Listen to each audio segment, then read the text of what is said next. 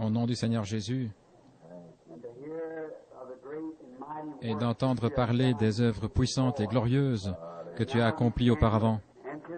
Maintenant, nous nous tenons ici et nous nous attendons à toi. Cela élève notre foi et nous oint de croire que ce que nous avons demandé pour ce soir sera accordé. Tu connais chacun d'eux et toutes leurs requêtes. Nous prions spécialement, Seigneur, pour ceux qui sont si près de la mort.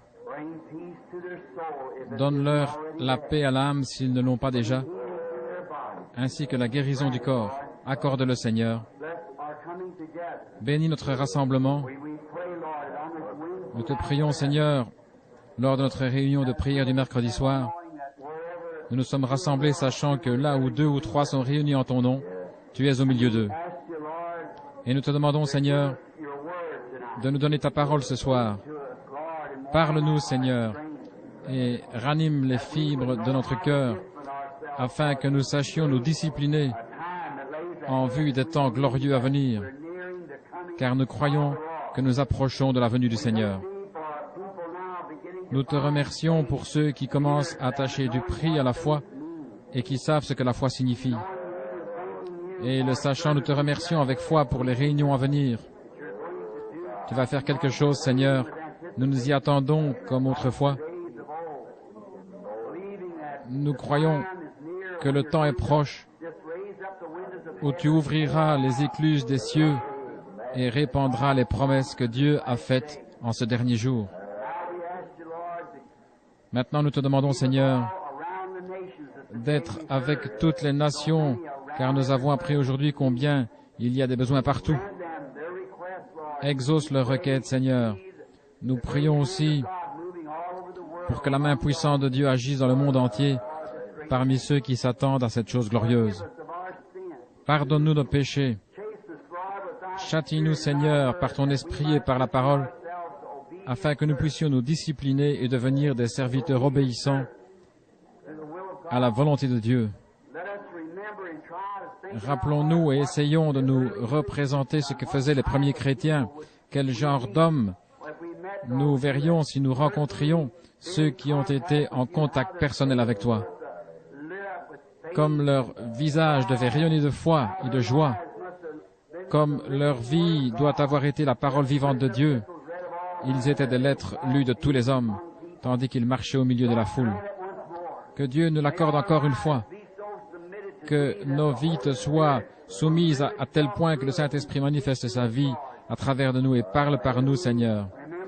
Puissions-nous nous souvenir, tandis que nous marchons dans la rue et que nous côtoyons le monde, que nous ne sommes pas censés être comme le monde. Alors, Seigneur, nous ferons un pas de côté, nous leur donnerons la place et la position qu'ils doivent occuper ici sur terre. Nous nous mettrons à la dernière place, sachant que nous sommes les délégués d'un autre monde.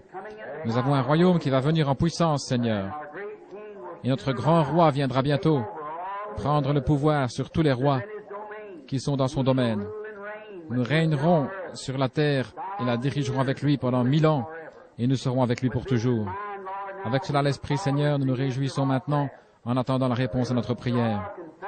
Nous en tenons à notre confession que si nous avons fait, dit ou pensé quoi que ce soit de contraire à ta grande volonté, que le sang de Jésus-Christ nous purifie. Conduis-nous, Seigneur. Comme cette sœur disait ce soir au sujet de son mari qui est en route pour Chicago, conduis-les, Seigneur, dans une position telle que tu puisses les utiliser pour être des rayons de lumière, éclairant ceux qui tâtonnent dans les ténèbres de l'ignorance, ne connaissant pas notre Seigneur Jésus-Christ. Maintenant, nous te remettons cette réunion afin que, écoutant ta parole correctrice, nous sachions comment nous préparer pour cette heure glorieuse. Nous le demandons au nom de Jésus-Christ. Amen.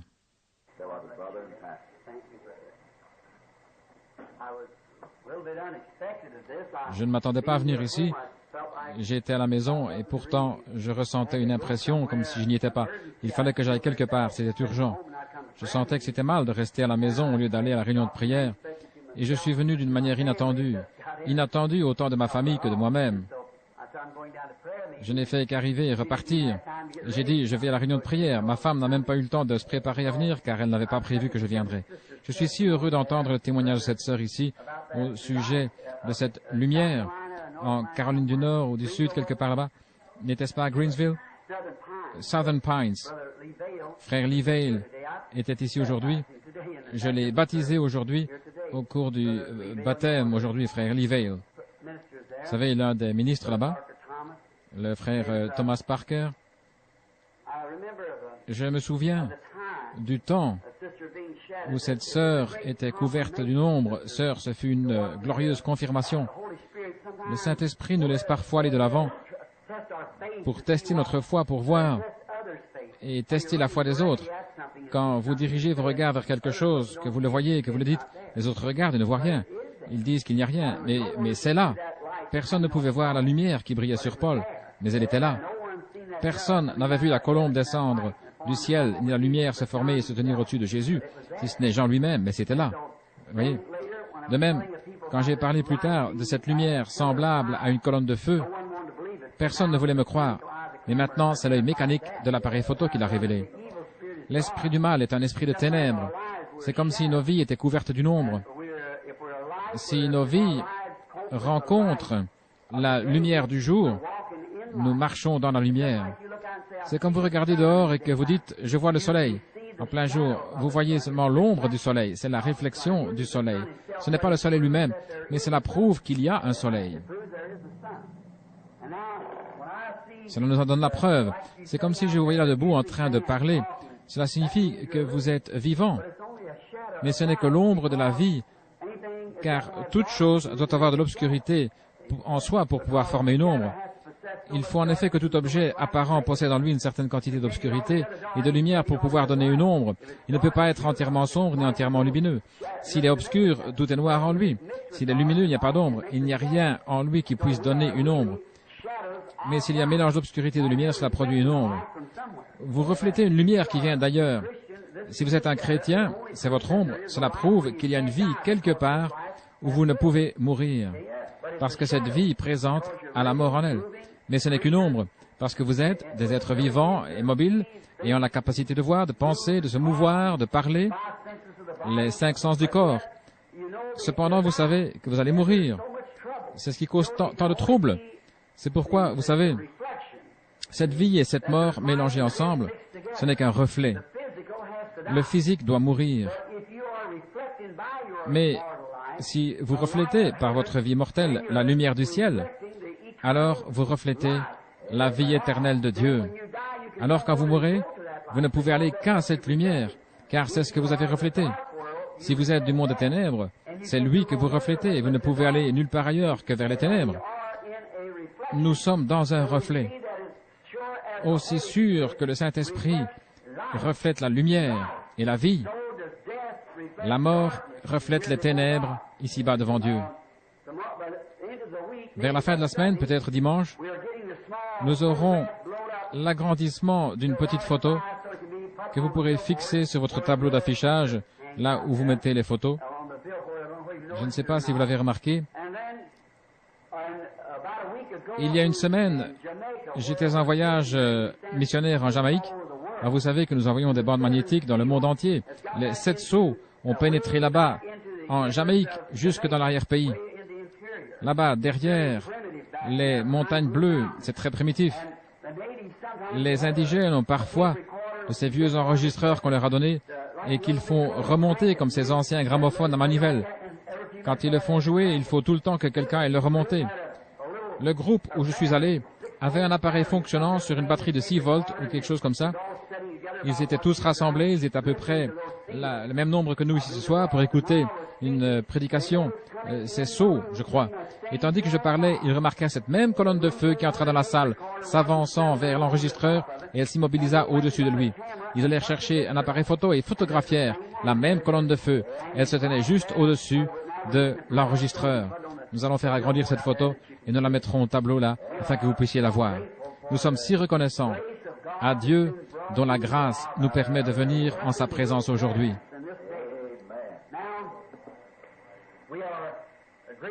Nous sommes reconnaissants de bien des choses. Maintenant, je vais regarder si je trouve des notes ou quelque chose sur quoi parler. J'ai ici un carnet où je note des sujets de prédication. Si je puis en trouver un peut-être, que le Seigneur me donnera quelque chose à dire. pendant que nous prions. Nous nous réjouissons dans l'expectative pour dimanche. Je vous ai apporté bien des messages et dimanche dernier, je vous ai retenu longtemps sur ce sujet. Pourquoi cries-tu à moi? Parle au peuple et va de l'avant. Dimanche, il y aura un service de guérison où nous prierons pour les malades. Quand nous nous approchons des malades, s'ils ne sont pas guéris quand nous prions pour eux, il doit y avoir une raison à cela. Dieu voulant, je prêcherai brièvement dimanche matin, puis nous aurons un service de guérison où je prierai pour tous les malades. Billy Paul ou quelqu'un sera là dimanche matin dès 8 heures, quand on ouvrira les portes de l'église pour distribuer les cartes de prière aux gens à leur arrivée ou quand ils entrent. Je crois que le Seigneur m'a donné en quelque sorte un petit aperçu des raisons pour lesquelles certaines personnes ne sont pas guéries. Je crois que c'est par manque de compréhension. Et je crois que peut-être nous en parlerons dimanche matin, Dieu voulant. La réunion de prière de mercredi soir est une brève réunion où nous nous rassemblons et prions comme nous l'avons fait et où nous communions ensemble. Parfois, je pense qu'une des choses principales que je remarque de nos jours est le manque de sincérité de ce que nous croyons. Si Dieu avait fait du temps de John Wesley ce qu'il a fait de nos jours, qu'est-ce que cela aurait donné? Si ce qui se passe aujourd'hui, alors que nous le voyons aussi bien confirmé par l'Église que l'Esprit, la science et toutes choses, si c'était passé du temps de Martin Luther ou des autres, c'est en train de s'accomplir. Et il faut le discerner. Et la parole de Dieu l'annonce et déclare avant que cela arrive. Il est venu, il a prophétisé tout ce qu'il a dit s'est accompli parfaitement et malgré tout, nous restons indolents et nous nous posons des questions. Je me demande si c'est bien moi que cela concerne. Est-ce pour l'Église en général ou est-ce que je suis aussi compris dans ces choses? Je pense que dimanche matin, j'essaierai de parler sur quelques-unes de ces points essentiels afin que nous soyons un peu plus éclairés. Ce soir, j'ai trouvé quelque chose et je m'y suis arrêté et avant de venir, j'ai pensé, si Frère Neville venait me dire, levez-vous, je vous laisse la parole et se rasseyait. J'ai pensé qu'il vaudrait mieux noter quelques passages de l'Écriture parce que je le connais, ce cher frère, et nous l'apprécions. Avant de prier sur la parole, je veux présenter un frère, je ne sais même pas son nom actuellement. D'ailleurs, ils sont deux, ce sont des chers amis, ce sont des ministres, des évangélistes qui sortent sur le champ missionnaire, ils ont des connaissances du message par une bande et viennent d'églises dénominationnelles différentes. L'un de ces jeunes gens est si intéressé qu'il a pris récemment l'avion pour Tucson après avoir terminé une réunion. Je crois que j'étais à ce moment-là à un déjeuner des hommes d'affaires chrétiens. C'est alors qu'arriva ce jeune homme, un brave jeune homme. Ils sont du Kansas et l'un d'eux est venu avec sa fiancée pour que je les marie. J'apprécie cela. Dire que des gens ont suffisamment confiance dans vos prières pour croire que Dieu entendra et répondra. Et des jeunes qui partent dans la vie comme cela, mais en arrivant ici, ils se sont aperçus que la loi de l'Indiana exige que malgré leur examen de sang, ils attendent ici 3 jours avant de pouvoir être mariés. Ils ne pourront donc l'être que vendredi matin. Je demanderai à ce frère de se lever et de nous dire qui il est, ainsi que sa charmante fiancée et le frère qui les accompagne.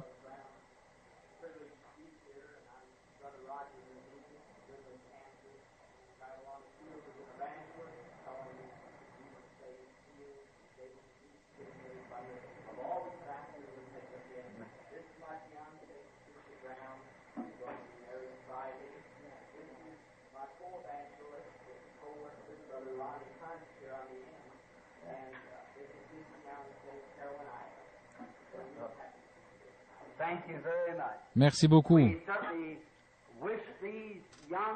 Nous désirons vraiment qu'il y ait de ces jeunes ambassadeurs dans l'œuvre du Seigneur Jésus-Christ. Nous leur souhaitons la bénédiction de Dieu sur leur route. Et tandis que je médite et attends le retour du Seigneur, cela me réjouit de voir un jeune homme et une jeune femme se lever avec dans le cœur le dessein de servir Christ. Que le Seigneur vous bénisse richement, mon frère et ma sœur. Maintenant, venons-en à un petit livre dont je ne vous ai jamais parlé. Et il n'y a qu'un chapitre. C'est le livre de Philémon. Je suis un petit peu irlandais. Et j'ai un appareil pour tenir mes dents du bas en place, ce qui fait que je n'arrive pas toujours à prononcer ces noms correctement. Parfois, c'est simplement à cause de mon manque d'instruction. Ainsi, Philémon, comme quelqu'un le dit là-bas, je crois que c'est la bonne prononciation. Maintenant, le premier verset, je n'en prendrai qu'un ou deux mots. Paul, un prisonnier de Jésus-Christ. Et c'est ce que je vais utiliser ce soir comme texte, Dieu voulant. Un prisonnier. On peut difficilement s'imaginer Paul se considérant comme un prisonnier. Lui, un homme libre par sa naissance, un homme rempli du Saint-Esprit. Cependant, il se dit prisonnier. En s'adressant aux Corinthiens, nous voyons qu'il dit Paul, apôtre de Jésus-Christ. Une autre fois, Paul, un serviteur de Jésus-Christ. Tout cela par la volonté de Dieu. Quand il parle à Timothée et aux autres. Ici, il écrit à Philémon, il dit Paul, un prisonnier de Jésus-Christ. Paul, un apôtre. J'aimerais prêcher un soir sur ce sujet. Paul, un serviteur. Prêcher là-dessus.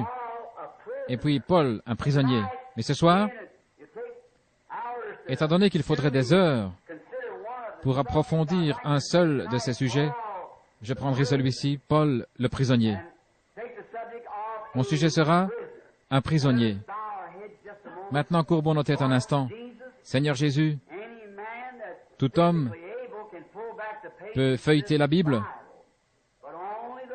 mais seul le Saint-Esprit peut l'interpréter selon la lumière qu'elle doit recevoir. Nous lui demandons de venir et de nous aider à comprendre ceux à qui ça a été adressé. Paul était un grand prophète puissant et pourtant il se dit prisonnier. Que le Saint-Esprit nous le révèle tandis que nous attendons à lui. Au nom de Jésus-Christ. Amen.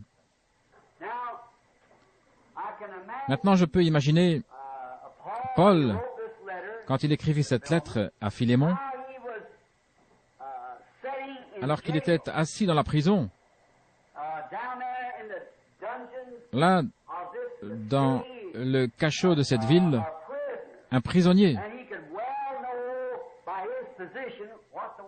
Et par sa position, il savait bien ce que signifiait ce mot. Il était entouré de barreaux. Il ne pouvait être libéré que si quelqu'un le laissait partir libre. Et il savait ce que ça voulait dire être prisonnier. Maintenant, je ne crois pas que l'apôtre voulait parler de son état présent, de son corps qui était enfermé là, dans cette prison. Je crois plutôt qu'il faisait allusion au fait que son être, son esprit, sa volonté, était prisonnier de Jésus-Christ. Nous sommes tous nés avec un libre arbitre qui nous permet de prendre les décisions que nous voulons. Dieu a fait cela car il devait placer chaque homme sur la même base. Sinon, en donnant le libre arbitre au premier homme, il l'aurait placé sur une mauvaise base. Voyez, ce soir, nous sommes exactement comme Adam et Ève. Il n'y a pas de différence. Le bien et le mal sont devant chacun de nous. La vie et la mort, nous pouvons choisir. C'est à vous de le faire. Voyez, c'est ainsi que firent Adam et Ève. Mais ils firent le mauvais choix. Et en faisant cela, ils placèrent la race humaine tout entière sous la mort, sous la punition de la mort. Mais Dieu est venu sous la forme d'un homme, a pris cette mort et payé la rançon de la mort, afin que ceux qui étaient sujets et qui voulaient être libres puissent l'être. Maintenant, s'il n'avait pas agi avec nous de la même façon qu'avec Adam et Ève, s'il nous avait attirés au travers de quelque chose en nous disant « Je vous sauverai, que vous le vouliez ou non », il aurait mis Adam et Ève sur une base fausse. Mais chacun de nous doit choisir entre la mort et la vie. Nous devons le faire. Comme je viens de l'exprimer, votre vie démontrera exactement de quel côté vous êtes. Peu importe ce que vous en dites, vos actions de chaque jour révèlent ce que vous êtes. Vous connaissez ce vieux dicton? Votre vie parle si fort que je ne peux pas entendre votre témoignage. Vos actions parlent tout aussi fort. J'ai toujours approuvé le fait de crier, de sauter, mais j'ai toujours dit ne sautez pas plus haut que ce que vous vivez, car le monde vous observe, voyez. Vous devez sauter à la hauteur exacte de votre vie, car quelqu'un vous observe. Quand les gens ne veulent pas aller à l'église, il y en a beaucoup qui veulent tout simplement pas y aller. Et certains, il y a des gens sincères, mais ils voient tant de corruption dans l'église qu'ils ne veulent rien avoir à faire avec cela.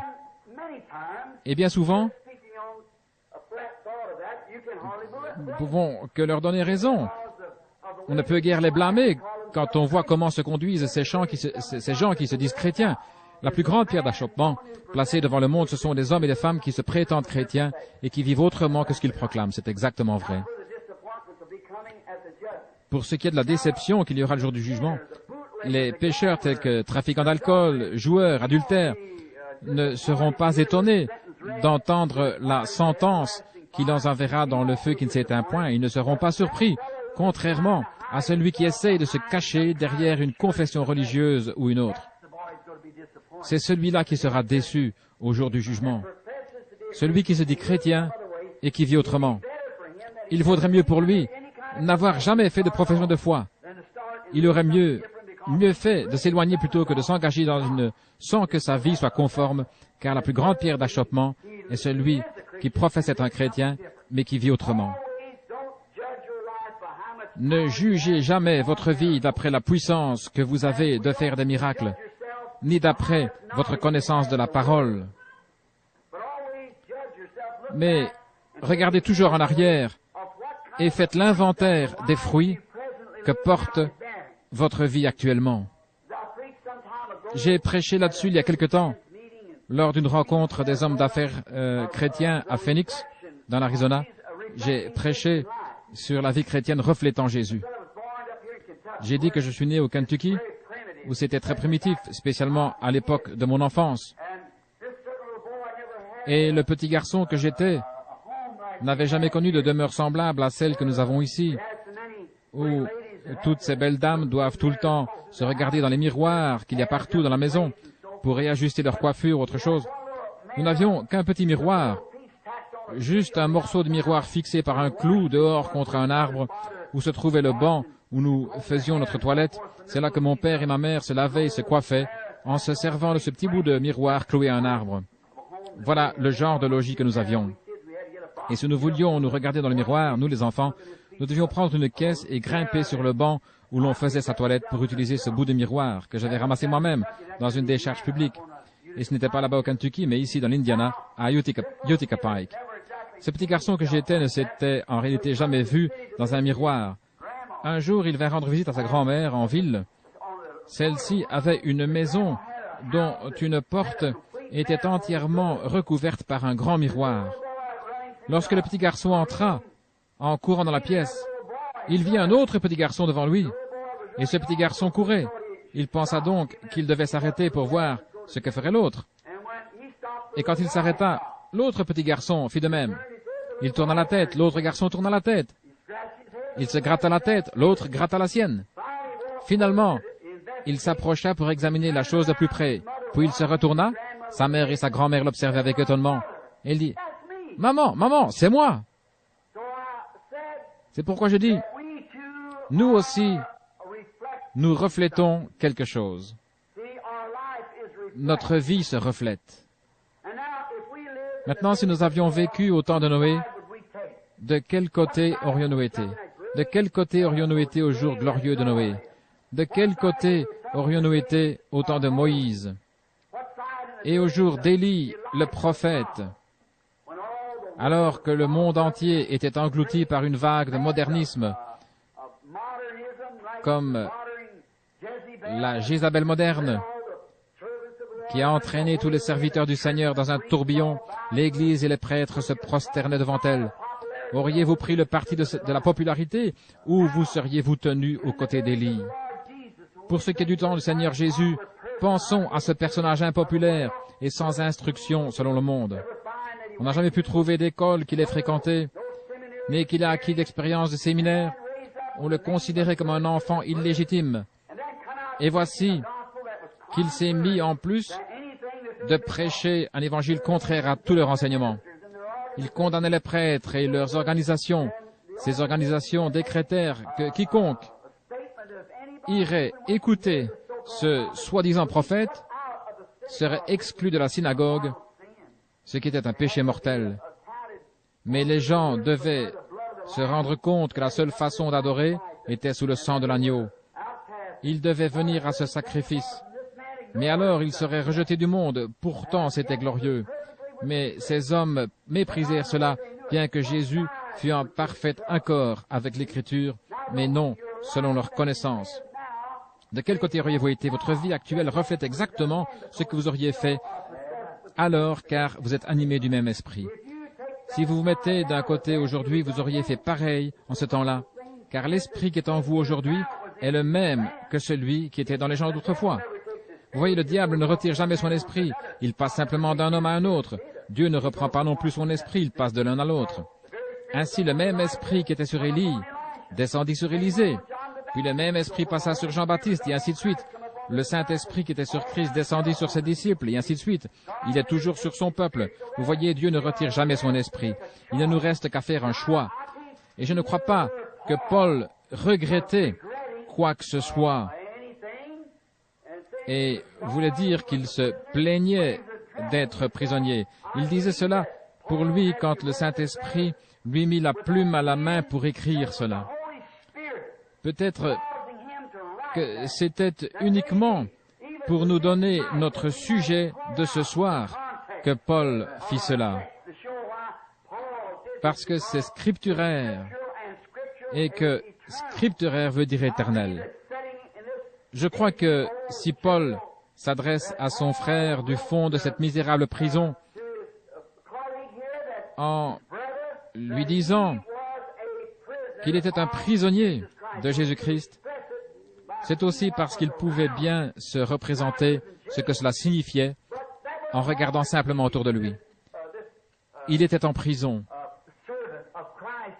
Mais ce n'est pas de cela qu'il écrivait en écrivant à ce serviteur de Christ qui exerçait un ministère avec lui. Il voulait dire qu'il était prisonnier de la parole de Jésus-Christ, parce que Jésus-Christ est la parole. Paul avait été un grand érudit en son temps. Il avait eu de grandes ambitions.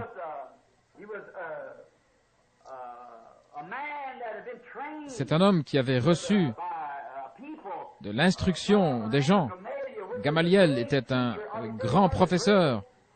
Paul n'aurait pas pu fréquenter d'écoles plus prestigieuses que celle où il enseignait. C'était une de ces écoles comme, par exemple, Wheaton ou Bob Jones ou une de ces grandes écoles fondamentalistes. Il avait été instruit comme ministre de la parole.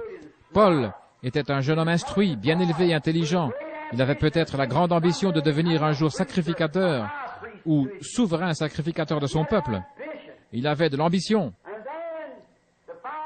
Et pour atteindre ce but élevé, il avait été formé. Il avait consacré toute sa vie, peut-être depuis l'âge de 8 ou 10 ans, jusqu'à 30 ou 35, où il termina ses études et reçut ses diplômes. Il était en bons termes avec tout le clergé, même avec le souverain sacrificateur de Jérusalem. Paul avait un ordre de lui, un ordre personnel, écrit de lui confiant le soin d'aller à Damas pour aller chercher ceux qui adoraient Dieu d'une manière contraire aux ordres du souverain sacrificateur, les trouver, les lier, les jeter en prison et, si nécessaire, de les mettre à mort s'il le voulait. Il avait de grandes ambitions. Mais tout ce qu'il avait appris, Dieu le lui enleva.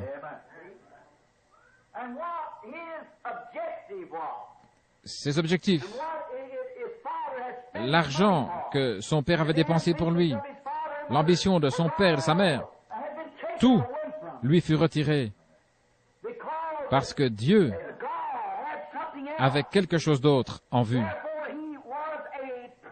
C'est pourquoi il était un prisonnier. De l'objectif qu'il avait de sa vie, il est devenu prisonnier de Jésus-Christ, qui est la parole. Ce chemin de Damas, a changé Paul. Alors qu'il était en chemin, vers 11 heures peut-être, il fut jeté à terre et il entendit une voix qui disait « Saul, Saul, pourquoi me persécutes-tu » Il regarda et lui étant juif, il sut que la colonne de feu qu'il voyait était le Seigneur qui avait conduit les enfants d'Israël parce qu'il savait ce qu'elle était. Rappelez-vous que cet Hébreu n'aurait jamais donné le titre de Seigneur, Elohim, s'il n'avait été sûr que c'était bien lui, car c'était un homme très instruit. Et quand il leva les yeux, il vit cette lumière, cette colonne de feu qui avait conduit son peuple à travers le désert. Il dit « Seigneur, Elohim, Seigneur », en majuscule, « Seigneur, qui es-tu » Quelle surprise pour ce théologien d'entendre « Je suis Jésus », celui-là même qu'il combattait. Quel revirement! Oh, cela a dû être quelque chose de terrible pour cet homme, plein d'ambition, de découvrir tout à coup qu'il était un persécuteur. Son ambition l'avait entraîné plus qu'il ne l'avait pensé loin de la chose principale. Quel grand choc pour cet apôtre quand il entendit « Je suis Jésus », celui-là même qu'il persécutait. Pourquoi me persécutes-tu? Disons encore ceci. Quand on se moque de l'Église, ce n'est pas vraiment d'elle qu'il s'agit. On se moque de Jésus. Pourquoi me persécutes-tu? Comment Paul, avec toute son intelligence, aurait-il pu croire que ce groupe qu'il persécutait, c'était le Dieu même qu'il prétendait servir? Je pense que nous n'avons pas besoin d'entrer dans les détails, parce que nous sommes tous suffisamment instruits pour que nous comprenions ce que je veux dire. C'est pareil de nos jours. Paul était bien plus intelligent que les petits Galiléens ignorants qu'il persécutait et qui pourtant, dans leur humilité, avaient déjà accepté cet homme de Galilée. Mais Paul, avec son grand savoir et son intelligence, ne pouvait accepter cela. Quel bouleversement cela a dû être pour lui sur ce chemin. Et il fut frappé de cécité, en sorte qu'il ne put plus poursuivre sa mission. Mais il fut conduit chez un nommé Judas dans une rue appelée la droite. Alors le prophète Ananias, qui avait été informé dans une vision, vint vers Paul et lui dit, « Frère Saul, le Seigneur qui t'est apparu sur le chemin m'a envoyé afin que je t'impose les mains pour que tu recouvres la vue et que tu sois rempli du Saint-Esprit. » Vous voyez ce qui s'est passé. Qu'est-ce que ça a dû être pour Paul? Tout ce qu'il avait appris à faire était renversé. Ainsi, toute son instruction avait été réduite à zéro. Maintenant, il savait qu'il avait fait une expérience. Voilà une autre bonne leçon pour nous. L'expérience en soi ne suffit pas. Cela doit être une expérience en accord avec la parole du Seigneur. Ainsi donc, ayant vu cela, et sachant que c'était quelque chose de glorieux, que quelqu'un d'autre avait reçu avant lui, il se retira pendant 3 ans et 6 mois dans le désert d'Arabie, avec la Bible d'alors, l'Ancien Testament. Et il compara son expérience qu'il avait eue avec l'Écriture pour voir si c'était conforme. Que se serait-il passé s'il avait dit « Ce n'est qu'un peu d'exaltation », puis avait continué son chemin en pensant « Je vais simplement suivre les pensées de mon intelligence ». Mais il fallait qu'il devînt le prisonnier de quelque chose. Aussi, après avoir comparé et vu les types de l'Ancien Testament, il put décrire le livre des Hébreux. Voyez, pendant les 3 ans et demi où il fut plongé dans la parole, il découvrit que ce même Dieu qu'il avait appelé le ramenait en arrière et changeait toute sa compréhension. Tout ce qu'il avait pensé jusqu'alors, tout ce qu'il avait appris, toutes ses ambitions, tout cela était balayé loin de lui. Il était devenu un prisonnier. L'amour de Dieu avait été si extraordinaire et une telle révélation qu'il ne pouvait plus s'en éloigner. C'est l'expérience véritable que fait tout vrai croyant qui rencontre Dieu. Vous entrez en contact avec quelque chose de si glorieux que vous en devenez prisonnier à l'exclusion de toute autre chose. Vous quittez tout pour vous emprisonner là-dedans. Jésus l'a exprimé un jour quand il a dit « Le royaume de Dieu est semblable à un marchand qui cherche une belle perle. Quand il a trouvé cette perle glorieuse, il vend tout ce qu'il a pour l'obtenir. » C'est ce qui se passe ici. Vous avez des conceptions intellectuelles, une expérience théologique. Mais quand le temps arrive où vous trouvez la chose réelle, vous retranchez tout le reste et vous vous enfermez avec cela. Paul savait ce que c'était. Il découvrit qu'il était attelé à quelque chose, comme un cheval dans son attelage, pour tirer quelque chose. Paul, après cette expérience de 3 ans et demi, passé à la comparer avec les types de la Bible, comprit que Dieu l'avait choisi et attelé par le Saint-Esprit, afin que par l'expérience qu'il avait faite, il puisse tirer l'Évangile devant les nations. L'Esprit lui-même l'avait attelé. Et aujourd'hui, en tant que serviteurs de Christ, nous devenons attelés, accrochés. Nous ne pouvons pas aller sans que la parole soit avec nous. Nous sommes attelés à la parole. Peu importe ce que dira qui que ce soit, vous y êtes attelés. Il y a quelque chose à son sujet qui fait que vous ne pouvez vous en éloigner. Vous êtes sous le même joug par le Saint-Esprit. Il vous a mis sous le joug de la parole. Peu importe ce que l'on dit, c'est la parole qui vous suit. Vous y êtes attelés. Vous avez pris le joug avec elle, avec la parole par le Saint-Esprit. Paul y était attelé. Il était allé au fond du désert d'Arabie, avec toutes ses anciennes expériences et ambitions. Et là, il fut dépouillé de toutes ces choses. C'est là que nous voyons aujourd'hui que nous devons être dépouillés premièrement. Mais les gens n'aiment pas être dépouillés. Le frère méthodiste tient à garder quelques bribes de son enseignement méthodiste. Le frère baptiste tient à garder quelques bribes de son enseignement baptiste, voyez-vous. Mais vous devez être complètement dépouillés de tout. Naître de nouveau et prendre le joug à partir de là, selon que le Saint-Esprit vous conduit. Vous ne pouvez pas dire, mon père disait qu'en arrivant à l'église, il serrait la main du pasteur, c'était un bon membre loyal. C'était peut-être bien pour sa génération. Mais nous sommes dans une autre génération, nous devons maintenant revenir au temps biblique. Pour notre époque, les ministres de Dieu étaient bien attelés eux aussi, mais ils sont entrés dans une autre dispensation.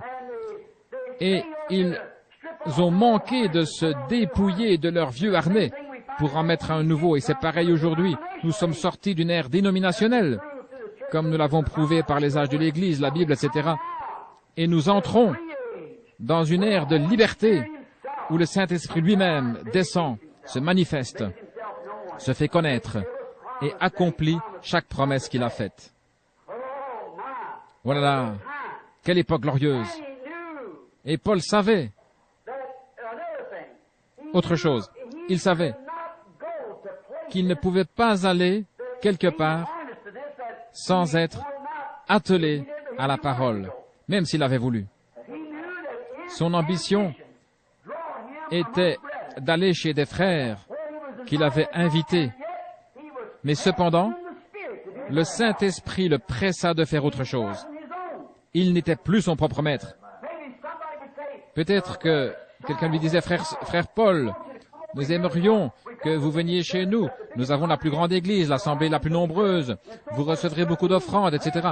Et lui, pressé par le Saint-Esprit, il pensait, j'ai un frère là-bas, c'est vers lui que je dois aller pour qu'il soit sauvé.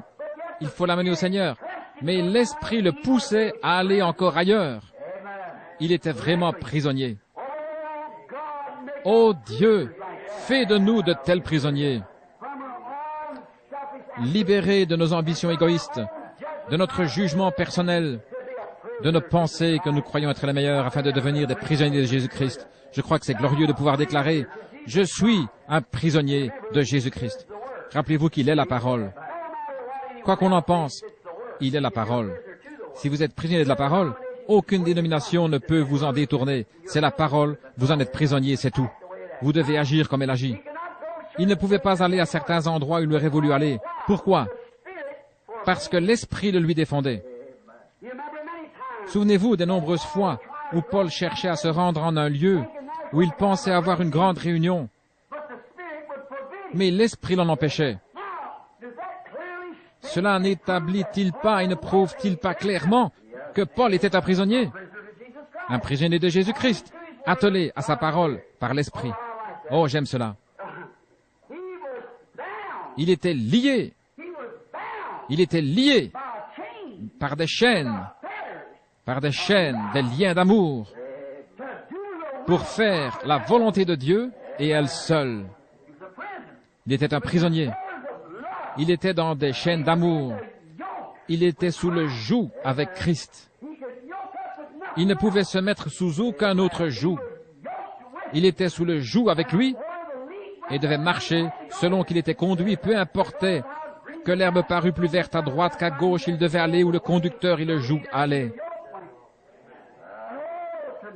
Oh, si ce soir, nous autres du Branham Tabernacle pouvions seulement devenir des prisonniers par rapport à notre nature égoïste, à notre ambition personnelle, et nous abandonner complètement et nous mettre sous son joug. Peu importe ce que pense le reste du monde, peu importe ce que fait le reste du monde, nous sommes liés sous un joug d'amour. Nous sommes prisonniers. Mes pieds sont tellement liés au joug de Christ qu'ils ne peuvent plus aller danser. Mes yeux sont tellement liés au joug de Christ que lorsque je vois ces stripteaseuses modernes dans la rue, ils me font détourner la tête. Mon cœur est tellement lié au joug de son amour que je ne peux plus avoir d'amour pour le monde. Ma volonté est tellement liée à son joug que je ne sais même plus quelles sont mes ambitions personnelles. Où que tu conduises, Seigneur, je te suivrai, je veux être un prisonnier. Paul était véritablement un prisonnier. Il ne disait pas de choses fausses.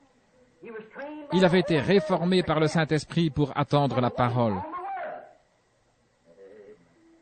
Il avait été instruit d'une façon, mais maintenant Dieu l'instruisait d'une autre façon. Il avait été formé par le Saint-Esprit pour attendre la parole du Seigneur, quelles qu'aient pu être ses ambitions. Maintenant, avec l'aide du Saint-Esprit, j'espère vous montrer quelque chose. Prenons un exemple. Un jour, Paul et Silas descendaient la rue d'une ville où Paul tenait une réunion de réveil. Une femme possédée d'un démon le suivait en criant. Sans aucun doute, Paul savait qu'il avait l'autorité d'un apôtre pour chasser ce mauvais esprit hors de cette femme. Mais l'avez-vous remarqué? Il attendit jour après jour, jusqu'à ce que tout à coup, le Saint-Esprit lui parle. Il dit, le moment est venu. Alors Paul ordonna, Esprit, sort d'elle. Vous voyez, il devait attendre le Seigneur. Et c'est là qu'aujourd'hui, tant de gens jettent l'opprobre sur la parole. Ils marchent d'après leurs ambitions. Combien de réveils sont tombés à plat pour des raisons semblables? Tout cela parce que l'évangéliste n'attend pas de connaître la volonté du Seigneur. Quelqu'un dit, viens ici, et il vient immédiatement, parce que l'association dit, va. Et le Saint-Esprit aurait dit autre chose. Mais l'ambition de l'homme de devenir surveillant pour tout l'État, ancien, évêque ou quelque chose de semblable, le pousse. Tu dois aller. Pourtant, il sait qu'il pourrait faire mieux que cela. Le Saint-Esprit dit, va là-bas. Mais vous voyez, il liait au joug de son organisation. Il est un prisonnier de son organisation. Mais s'il est lié au joug de Christ, alors il est conduit par le Saint-Esprit. Il est sous un joug, il est prisonnier.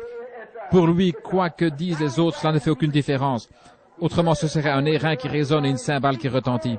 Mais lui n'entend que la voix de Dieu, et il ne parle que lorsqu'elle parle. Autrement, il ne dit rien. On dit au frère Jones, frère Roberts, ou un de ces grands hommes qu'il y a aujourd'hui dans le pays, comme Tommy Hicks, Oral Roberts, ou le frère Tommy Osborne, l'un de ces grands évangélistes. Quelqu'un dira peut-être, venez chez nous, Tommy ou Oral, vous êtes un grand homme de Dieu. J'ai un oncle qui est au lit. Il est lié. Il est malade. Je désire que vous veniez. Je crois que vous avez la force pour le guérir. Et peut-être que le Saint-Esprit lui dira, pas maintenant. Mais cependant, par amitié pour cet homme, il sent qu'il est de son devoir d'aller chez lui. S'il ne le fait pas, il s'en fera un ennemi. L'homme dira, il est allé chez un tel et il a guéri leur enfant, je le sais. Et moi, qui suis son ami depuis des années, il a refusé de venir. Mais s'il est contraint par le Saint-Esprit à ne pas aller, il vaut mieux qu'il n'y aille pas. Il est sous le joug de Dieu. Son ami, il l'aime, mais il vaut mieux qu'il soit conduit par le Saint-Esprit pour y aller, parce qu'autrement, de toute manière, cela ne donnerait rien de bon. Je l'ai expérimenté tant de fois. Mais Paul, lui, attendait que le Saint-Esprit lui dise ce qu'il devait faire. Il vaut mieux être attentif au Saint-Esprit. Un soir, après avoir prêché, il vit un infirme en sortant. Soudain, l'Esprit lui parla et dit, et Paul dit, je vois. Comment? Je perçois. De la même manière qu'il vit qu'il ferait naufrage et serait jeté sur une île, je perçois que tu as la foi pour être guéri. Lève-toi sur tes pieds. Jésus-Christ t'a guéri. Voilà, il était sous le joug. Peut-être qu'il avait fait une semaine d'évangélisation sans que rien se passe, mais pourtant il attendait que le Saint-Esprit lui parle. Il était lié au joug de cet appel. Maintenant, vous direz, mais frère Branham, vous contredisez ce que vous avez dit dimanche au sujet de votre longue attente. Mais rappelez-vous que c'est le Saint-Esprit qui m'a parlé sur la route et m'a dit, je te renvoie parmi les malades et les affligés. J'ai obéi au Saint-Esprit. C'est certain. Je ne suis pas allé avant qu'il ne me l'ordonne. J'attendais le ainsi dit le Seigneur, jusqu'à ce que j'ai bien reçu le ainsi dit le Seigneur. C'est différent. C'est cela qui fait la différence. Paul attendait la parole du Seigneur. Il était poussé par l'Esprit à ne suivre que les ordres de Dieu. C'est ainsi qu'il devint le prisonnier de Jésus-Christ. Chers amis, si seulement nous pouvions devenir des prisonniers. Je sais qu'il fait très chaud, mais je voudrais citer encore quelques personnages. J'en ai 6 ou 8 inscrits ici, mais prenons-en un ou deux. Prenons le personnage de Moïse. Il était né pour être un libérateur. Et il le savait. Il savait qu'il était venu au monde pour être un libérateur. Mais avant de parler de Moïse, je voudrais dire ceci. Tout homme qui veut le servir fidèlement, Dieu doit toujours en faire son prisonnier. Un homme doit abandonner toutes ses ambitions, tout ce qu'il a, tout, sa vie, son âme, son corps, sa volonté, ses ambitions et tout le reste, pour devenir complètement prisonnier de Christ, qui est la parole, pour servir Dieu. Il se peut que vous deviez marcher à l'opposé de ce que votre bon sens vous montre. Vous pensez peut-être que dans une certaine organisation, on pourrait vous élever et vous confier quelque chose d'important qui vous permettrait de briller. Mais comment vous retrouverez-vous après cela? Au bout d'un certain temps, vous vous retrouverez vaincu, jusqu'à ce que Dieu puisse trouver un homme qui accepte de devenir son prisonnier. Dieu cherche des prisonniers. Il l'a toujours fait. Vous n'avez qu'à sonder les Écritures. Un homme doit être prisonnier de Christ envers et contre tout. Par conséquent, vous ne pouvez pas être lié à quoi que ce soit en dehors de Christ. Même pas votre père, votre mère, votre frère, votre sœur, votre mari, votre femme ou qui que ce soit. Vous n'êtes lié qu'à Christ et à lui seul. Alors Dieu peut vous utiliser. Jusque-là, il ne peut pas le faire. Parfois, je dépasse les bornes et je parle durement aux gens. Vous comprenez? J'essaie de vous faire couper vos liens. Vous devez avoir un point de départ. C'est comme lorsque je parle aux femmes qui se coupent les cheveux et qui portent des vêtements indécents tout en faisant profession d'être chrétiennes. Vous direz, ce ne sont que de petites choses, mais il faut bien commencer quelque part. C'est pourquoi commencez par l'ABC. Coupez les liens de l'apparence mondaine et devenez prisonnière de Jésus-Christ. Puis vous continuez à couper les liens partout jusqu'à ce que les dernières chaînes tombent. Alors vous êtes un prisonnier. Vous êtes sous son emprise. Alors vous êtes en son pouvoir. Moïse savait qu'il était né pour être un libérateur. Il le savait. Avez-vous remarqué quelle était son ambition? Il le savait parce que sa mère le lui avait dit pendant qu'elle jouait son rôle de nourrice. Il n'y a pas de doute que quand ce petit bébé Moïse naquit, sa mère lui dit, « Tu sais, Moïse, ton papa, Amram et moi avons prié sans cesse. Nous avons vu en lisant la parole qu'il était temps que vienne un libérateur. Et nous avons prié, Seigneur, Dieu, nous aimerions voir ce libérateur. Une nuit dans une vision, le Seigneur nous a annoncé ta naissance, que tu serais un libérateur. Et nous n'avons pas craint l'ordre du roi. Nous n'avons pas tenu compte de ce qu'il a dit. Nous savions que tu étais né pour être un libérateur. Nous savions, Moïse, que nous ne pouvions pas t'élever convenablement. Rappelez-vous qu'ils avaient séjourné 400 ans en Égypte. Et nous voulions que tu reçoives l'éducation et l'instruction appropriée. Aussi, t'ai-je mis dans une petite arche que j'ai lancée sur le Nil. Je me suis efforcé de faire en sorte que le courant t'emporte à travers joncs et roseaux loin d'ici, juste devant le palais de Pharaon, à l'endroit où la fille de Pharaon va se baigner. Je savais qu'il te faudrait une nourrice. En ce temps-là, on n'avait pas de biberon comme aujourd'hui, et il fallait une nourrice. Aussi ai-je envoyé Myriam là-bas pour leur dire qu'elle savait où trouver une nourrice. Elle va me chercher. Maintenant, Moïse, mon chéri, tu as 16 ans et tu vas être le fils de Pharaon. Mais un jour, tu seras le libérateur qui conduira le peuple hors d'ici. L'ambition de Moïse commence à accroître. J'étudierai, maman, j'étudierai tout ce que je pourrai. C'est tout ce que je vais faire. Je vais travailler dur pour devenir militaire. Et je saurai comment faire sortir le peuple d'ici. Je serai un grand général, un évêque. J'apprendrai tout cela. Et je les ferai sortir. Je vais décrocher mes diplômes. J'y arriverai. Comme le père Chiniki. Avez-vous lu son livre? Bien, il voulait convertir tous les protestants. Mais il en devint lui-même. Ce grand prêtre de jadis, le père Chiniki, vous devriez vous procurer son livre et le lire. On l'appelle père alors que c'est frère Chiniki qu'il faudrait dire. Nous ne disons père à aucun homme. Il se mit à lire la Bible afin de pouvoir réfuter la religion protestante, mais il perdit la bataille. Je pense qu'après qu'il se soit mis à lire la Bible, le Saint-Esprit s'empara de lui. Il reçut le Saint-Esprit, puis devint l'un d'entre eux. Remarquez ceci.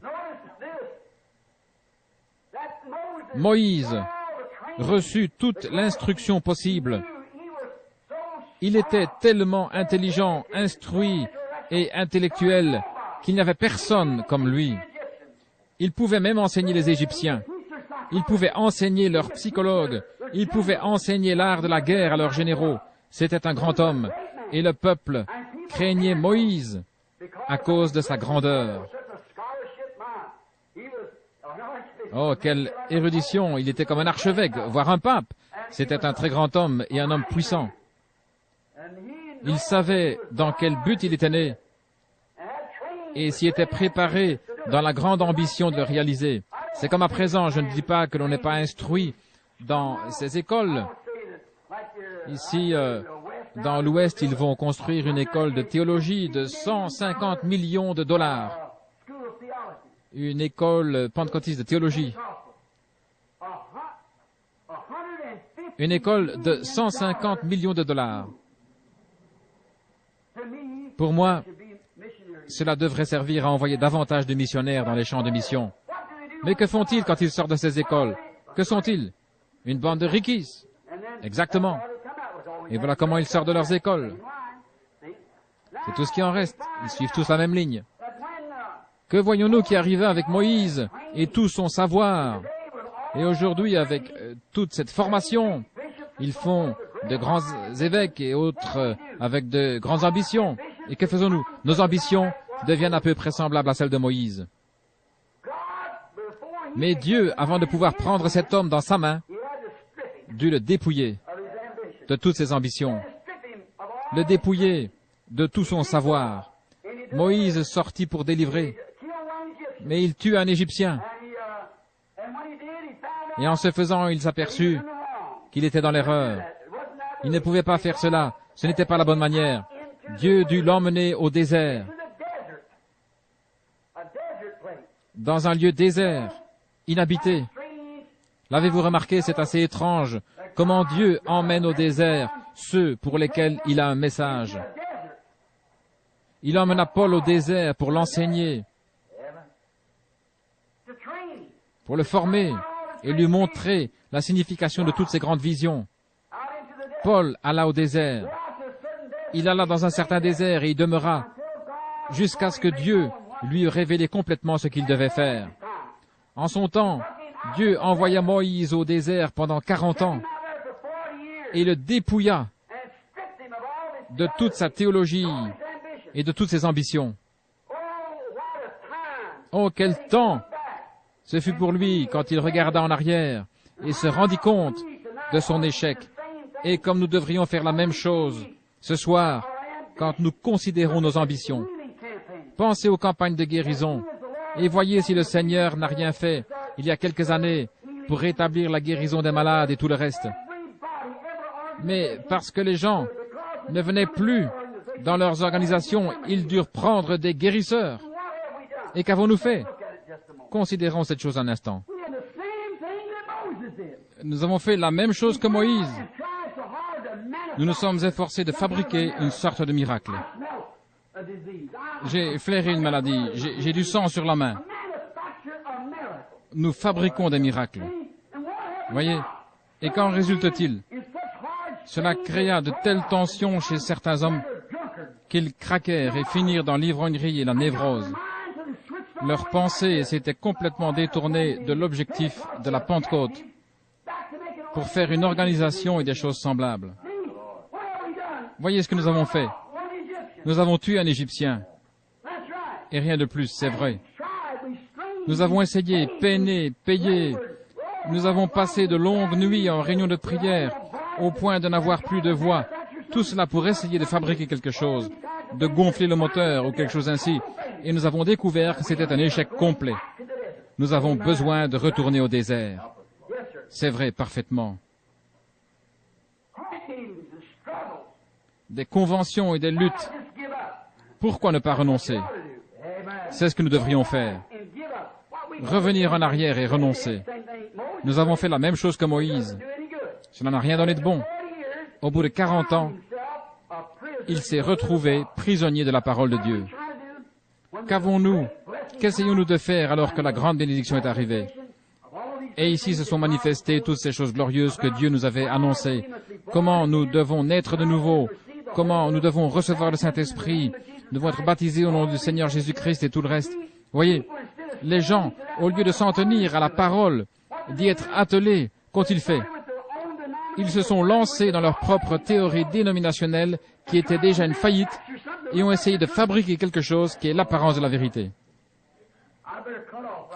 Oh, il vaut mieux que je m'arrête ici. Je suis sûr que vous avez assez de sagesse pour comprendre ce que je veux dire. Mais regardez ce que cela a fait. Réfléchissez-y. Qu'avons-nous maintenant, si ce n'est une nation pleine de gens organisés qui renient les Écritures de Dieu, qui disent que la vie du Saint-Esprit n'est que de la télépathie mentale, qui refusent l'accès à leurs églises, à ceux-là qui ne permettent pas de mentionner un seul mot au sujet de la semence du serpent, de la sécurité éternelle, de tout ce que le Saint-Esprit a révélé et prouvé comme étant la parole. J'ai lancé défi sur défi pour que l'on vienne me prouver que ce que je dis est faux. Mais qu'est-ce qu'ils possèdent? Le reste des gens ne possède rien de plus que Luther avait reçu, vous voyez. Tuer un Égyptien. Qu'est-ce que ça signifie? Peut-être qu'avec cela, un homme a arrêté de voler ou de tromper sa femme. Mais qu'avez-vous fait de lui à part cela? Un membre d'église. venez vous joindre à notre groupe. Voyez, cet homme mort et infect fut le seul résultat de 40 ans d'études. Un Égyptien mort qui gisait là, pourri, mort. C'est à peu près la même chose aujourd'hui. La seule chose qui reste de ce soi-disant réveil qui a franchi les océans est une poignée de membres d'Église pourrissants qui ne savent pas plus sur Dieu qu'un Hottentot sur les merveilles de l'Égypte. C'est vrai, mais cela leur parlerait de la parole de Dieu et ils disent « Je ne crois pas cela ». Peu importe ce qu'ils disent, je n'y crois pas. C'est une chose affreuse à relever après toute la peine que nous sommes donnés, les luttes et tout le reste. Peut-être que nous pourrions citer une grande école ou autre chose, mais elle est morte. Nous pourrions citer une organisation, mais elle est morte, elle est infecte. C'est comme les choses dont nous sommes sortis. Mais le chien, retourné à ce qu'il avait vomi, et la truie s'est vautrée dans le bourbier. Un seul Égyptien mort. Moïse savait sans aucun doute qu'il avait été appelé pour délivrer le peuple. As-tu perdu le sentiment et l'intérêt pour le peuple? Bien sûr que non. Alors, pourquoi ne fais-tu pas ton œuvre? Pourquoi n'essaies-tu pas? Pourquoi ne vas-tu pas avec les autres? Mais Moïse est là pour être dépouillé, jusqu'à ce qu'il ait fait une expérience avec le buisson ardent, puis proclame la parole, « Je suis le Dieu d'Abraham, d'Isaac et de Jacob, et je me souviens de ma promesse. Je viens pour les délivrer, et je t'envoie pour le faire. » Voilà, la parole, et non pas les ambitions ou les désirs du peuple. Que devint Moïse? Il ne voulait plus rencontrer les Égyptiens. Il ne voulait plus faire face à cela. Il était devenu prisonnier. Amen. Il dut passer par toutes ces années de dépouillement, mais ensuite il devint un prisonnier devant le buisson ardent. Ce grand Moïse, avec toute son intelligence. La Bible dit qu'en Égypte, Moïse était puissant en action et en parole. Mais voyez ce que fit ce grand théologien en présence du buisson ardent. Il confessa simplement son incapacité. Quand il saisit la véritable intention de Dieu, il confessa qu'il était incapable de l'accomplir, malgré qu'il ait reçu tout l'enseignement théologique qu'on ait pu lui donner. Il avait étudié dans les meilleures écoles. Mais voilà que devant la colonne de feu qui se tenait dans le buisson ardent, il ne put que dire « Je ne sais même pas parler ». Il dit « Seigneur, qui suis-je pour que tu envoies ?» « Ôte tes souliers, Moïse, je veux te parler. Prosterne-toi, ôte même tes souliers, tombe sur ta face, je veux te parler. » Moïse ne pouvait même pas parler. Finalement, il fut un prisonnier élu, un prophète élu, exactement comme Paul fut élu, lui aussi. Moïse avait été élu comme libérateur.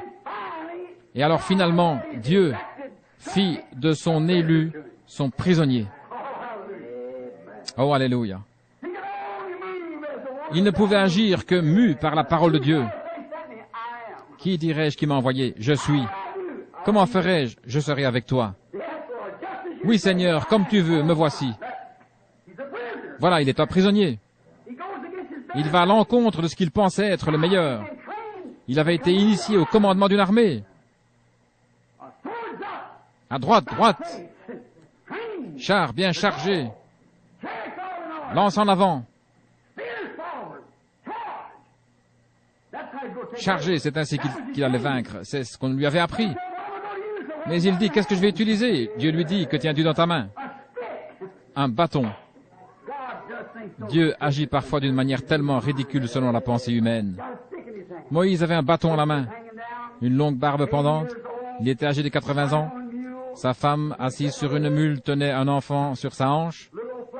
Il s'appuyait de ses vieux bras décharnés sur son bâton, mais il gardait la tête haute parce qu'il avait malgré tout le « Ainsi dit le Seigneur ». Il avait enfin fixé son ancre. Il était prisonnier. Je n'avance que quand la parole avance. Je ne parle que quand la parole parle. Où vas-tu? J'ai un ordre de mission.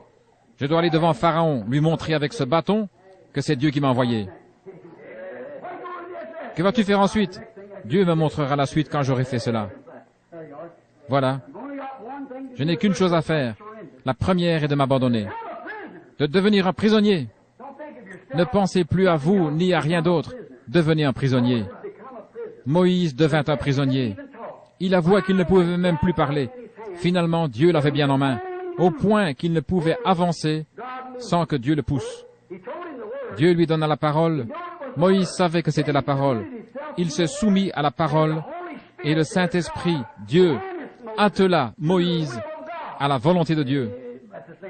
C'est exactement ce qu'il fit avec Paul. N'est-ce pas vrai?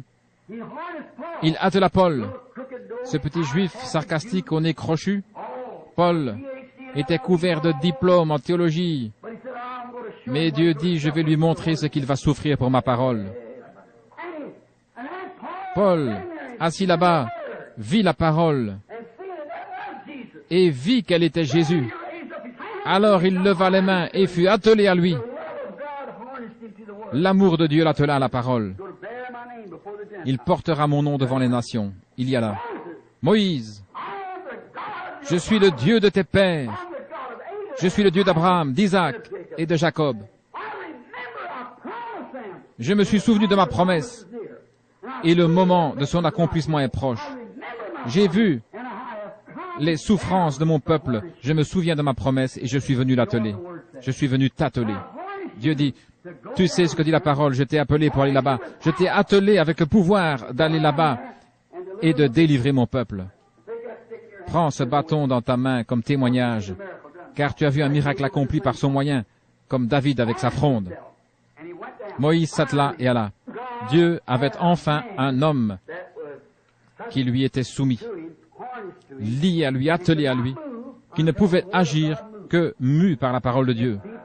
Si seulement les hommes faisaient de même aujourd'hui. Le voilà son prisonnier, un prisonnier d'amour, attaché à Dieu par un joug d'amour, comme Paul qui était lui aussi attaché à Dieu par un joug d'amour.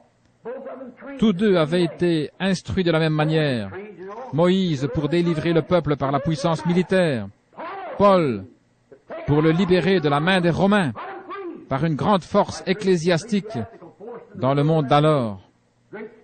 Ils sortaient d'une grande école, celle de Gamaliel. Puis tous deux allèrent dans le désert. Et lorsqu'ils en revinrent, ils étaient des hommes différents. Tous deux virent la colonne de feu. Tous deux étaient prophètes. N'est-ce pas vrai? Tous deux étaient prophètes. Et la colonne de feu leur parla aux deux. C'est l'exacte vérité. Ils étaient venus pour apporter la délivrance. C'est vrai. Ils passèrent par le désert. Ils quittèrent leur foyer et allèrent au désert pour découvrir. Ils quittèrent leur peuple et tout pour trouver la volonté de Dieu. Ils avaient été formés d'une certaine manière. Dieu changea cela et les instruisit d'une autre manière. Ils étaient devenus totalement prisonniers, de sorte qu'ils n'agissaient plus comme ils le voulaient, mais comme Dieu le voulait. Il est le même, hier, aujourd'hui, éternellement. Avons-nous encore une dizaine de minutes? Je vais rapidement examiner un autre personnage. J'en vois un devant moi. Son nom est Joseph. C'était un fils élu. Il est un type parfait de Jésus-Christ. Il était né prophète. Jésus aussi est prophète. Il avait des visions. Et tout enfant, il se vit assis sur un trône, ses frères se prosternant devant lui. Mais, attention, il sentait confusément qu'il était un grand personnage. Et que dut faire Dieu?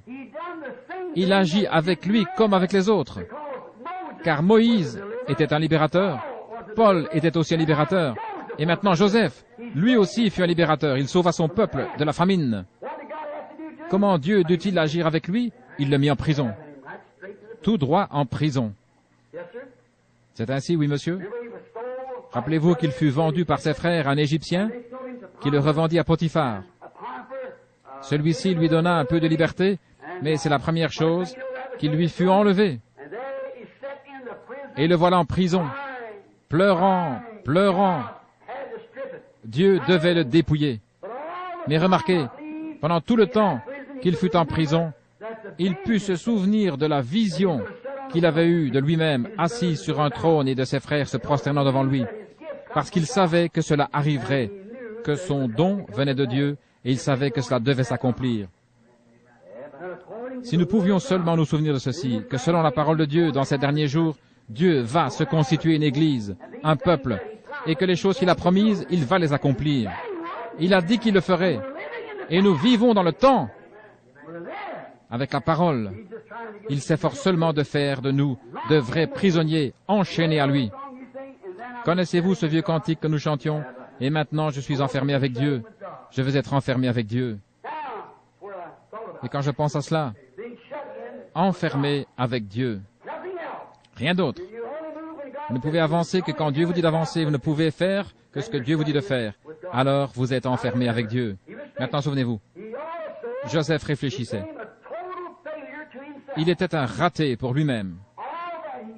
Tout ce qu'il savait, tout ce qu'il avait compris, c'était un échec total. Rien n'allait plus. Il en était arrivé au point où personne ne voulait plus l'écouter. Il était prisonnier.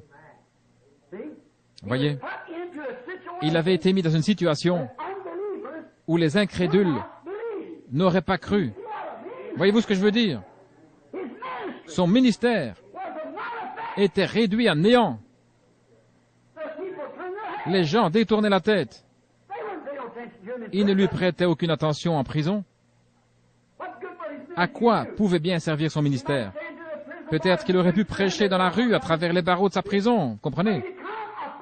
Mais les gens auraient passé sans s'arrêter. Vous voyez, il était devenu un prisonnier. Dieu l'avait fait prisonnier jusqu'à ce que la roue soit sortie de l'ornière. Vous avez remarqué que Paul, lui aussi, fut mis en échec. Finalement, Dieu vint à Joseph dans sa prison, comme pour Paul et comme pour les autres. Il vint vers lui et utilisa le don qu'il lui avait fait pour le faire sortir de là. C'est exact, il le fit sortir de prison. Aussitôt que Dieu l'eut fait sortir de prison, il reçut la puissance par le roi, son roi. Il fut changé et s'assit à côté de celui auquel il était soumis. À sa sortie de prison, il reçut une puissance telle que tout ce qu'il disait devait s'accomplir. Amen. Un prisonnier qui se rappelle toujours qu'il est né dans un certain but. Il était né pour se tenir aux côtés d'un roi et tous devaient fléchir le genou devant lui. Sa vision le lui avait montré. Amen. Mais avant que sa vision puisse s'accomplir complètement, il fallait qu'il devint prisonnier. Amen. Alors il devint un chef. Et quand il sortit de prison et devint prisonnier de la parole de Dieu, au point de ne pouvoir dire que les paroles que Dieu mettait dans sa bouche, alors Dieu put agir à travers lui. Remarquez que Moïse avait tout pouvoir sur la prison de Pharaon. Si tu dis à cette montagne, ôte-toi de là. Il avait tout pouvoir sur la prison de Pharaon. Qu'il soit diacre, prêtre, représentant de l'État ou quoi que ce soit. Si Moïse disait « Je te lie », ils étaient liés. Un point, c'est tout. Il pouvait le faire par un simple ordre de sa bouche et selon son bon plaisir. Amen, gloire à Dieu.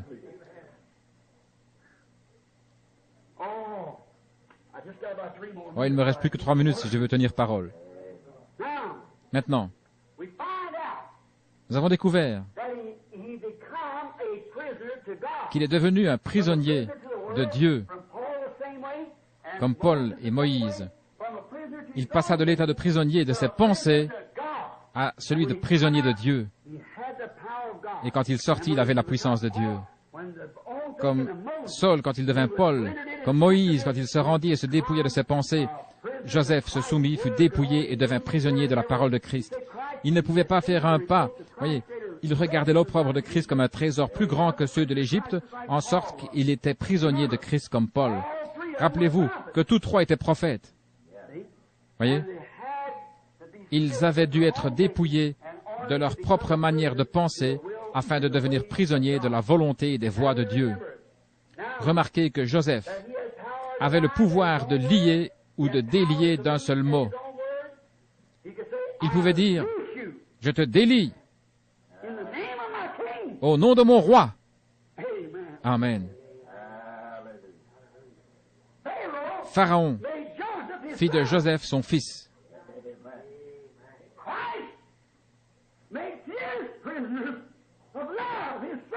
Christ fait de ses fils des prisonniers d'amour et il leur donne la puissance, la même que la sienne.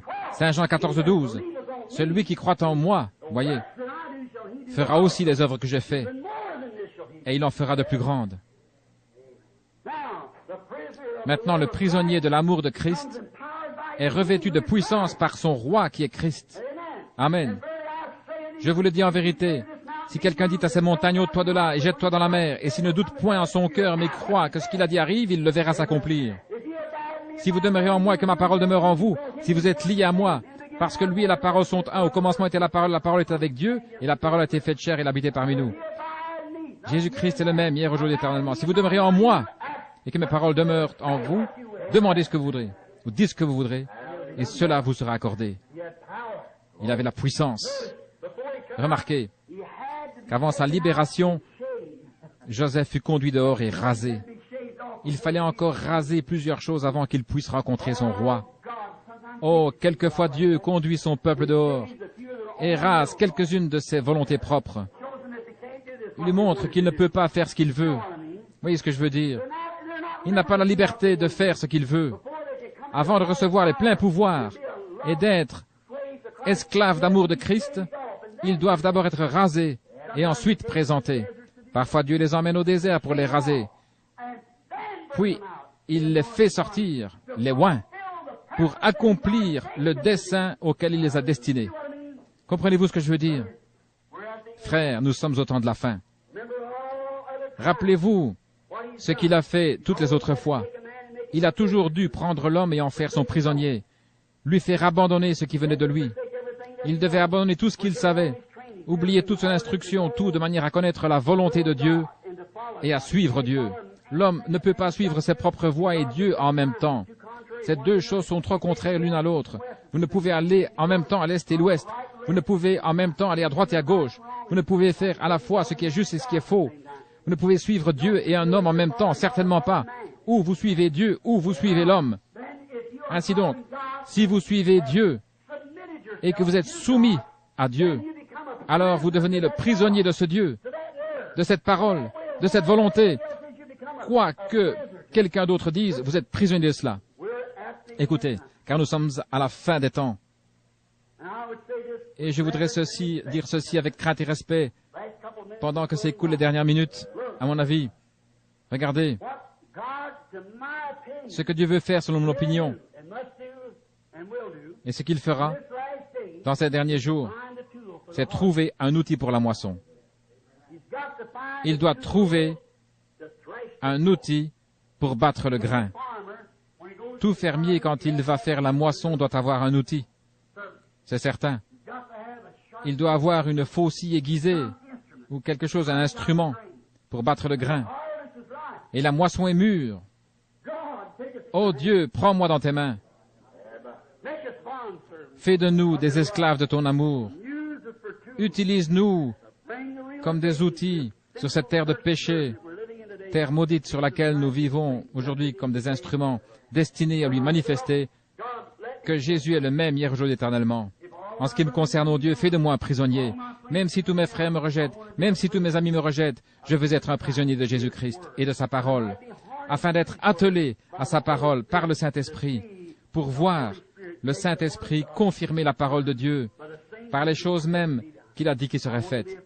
Je veux être un prisonnier de Jésus-Christ. Prions.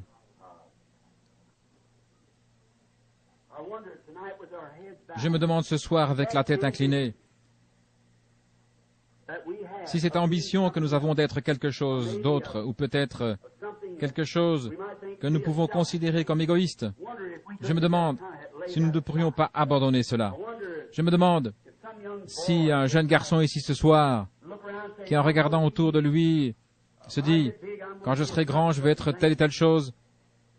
Je me demande si vous ne pourriez pas sentir la volonté de Dieu entrer dans votre vie et dire, non, non, non, j'ai perdu mes ambitions maintenant. Ces derniers jours, le Saint-Esprit m'a parlé. Je veux m'abandonner à Dieu et devenir un instrument pour battre le grain dans ces derniers jours. jeune fille qui avait peut-être l'ambition de devenir un jour une belle dame ou une grande beauté, ou peut-être même faire une carrière à Hollywood. Je me demande si vous ne voudriez pas abandonner vos ambitions en présence de Dieu et de sa parole et entendre l'appel de Dieu dans votre propre vie. Dieu sait qui vous êtes. Je me demande s'il y a un ministre, un serviteur de Dieu ou quelqu'un qui travaille dans l'Église. Je ne viens ici que de temps en temps et je ne connais pas le tiers des gens qui sont ici ce soir. J'en connais qu'une poignée. Mais je me demande s'il se trouverait ici une personne qui serait d'accord de dire, peu importe ce qu'on dit, maintenant je suis l'esclave de Dieu, je prêcherai sa parole envers et contre tout. Tant pis si mon organisation me met dehors. Je resterai avec cette parole. C'est ce que je vais faire. Ma volonté est la volonté de Dieu. Je vais être un prisonnier de Jésus-Christ. Par sa grâce et avec son aide, je le ferai. Pensez à cela pendant que nous demeurons la tête inclinée. Combien ont cette ambition ce soir? Veuillez lever la main. Je lève aussi la mienne. J'abandonne tout. La tête inclinée maintenant. Chantons lentement pendant que vous y pensez.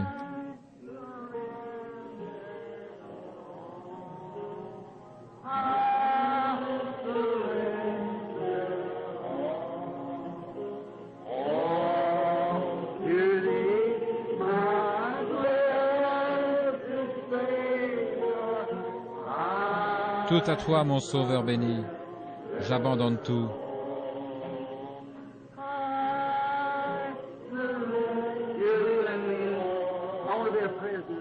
Pensez-vous cela sérieusement? Je veux être un prisonnier. Prends-moi, Seigneur. Conduis-moi ce soir dans la maison du potier. Brise-moi et pétris-moi à nouveau.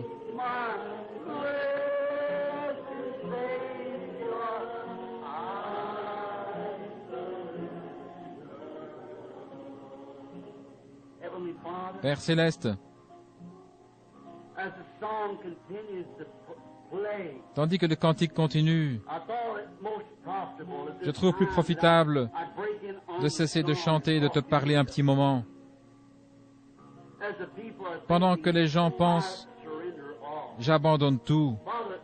Père, puissions-nous le faire comme si c'était notre dernière occasion. Venons avec sincérité. Venons à la table du Seigneur avec des vêtements lavés,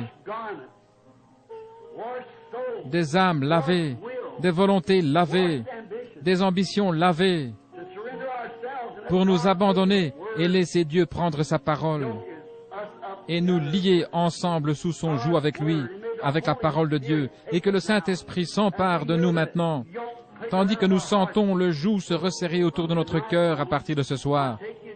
Je te prends au mot. Maintenant, ne pensez plus vos propres pensées. Pensez mes pensées. Pensez ma volonté.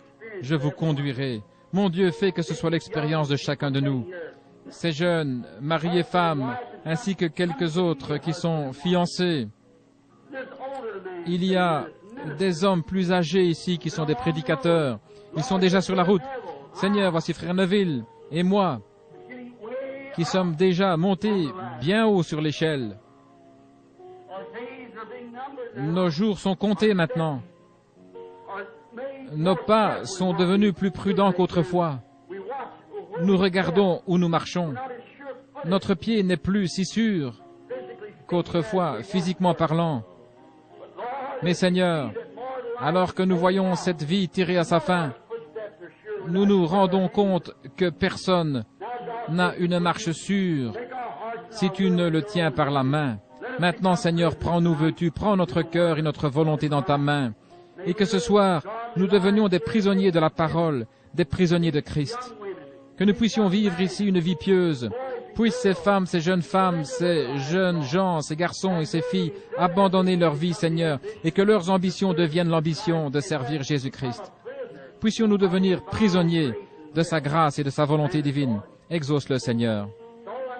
C'est tout ce que je sais faire, Seigneur. Ce sont de pauvres paroles maladroites, et je compte sur toi pour les mettre à leur place. Il fait si chaud ici. Les gens voudraient écouter, mais il fait vraiment chaud. et beaucoup doivent rentrer chez eux pour partir au travail de bonne heure. Mais puisse cette semence pénétrer dans leur cœur des prisonniers.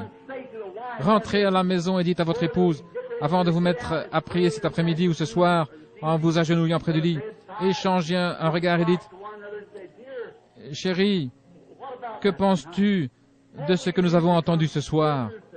Sommes-nous vraiment devenus prisonniers de Christ et de sa volonté, ou agissons-nous toujours selon notre propre volonté? » Puissent les jeunes hommes et les jeunes femmes, partout, spécialement ceux qui ont entendu le message de ce soir, se poser la même question. Est-ce que je désire devenir un prisonnier, abandonner ma propre vie? Celui qui voudra sauver sa vie la perdra. Mais celui qui la perdra à cause de moi la trouvera. Père, nous savons ce que cela signifie devenir ton prisonnier.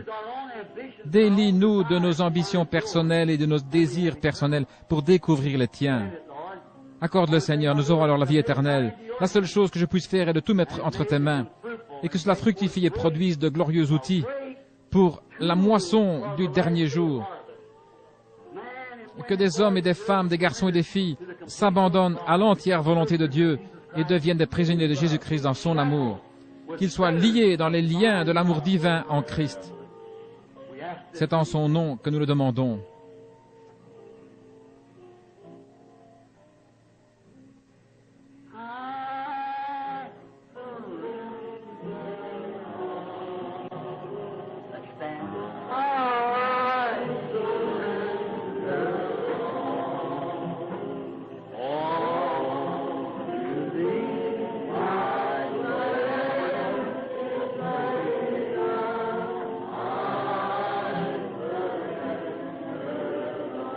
Let's just say that again with our eyes closed and our hands up.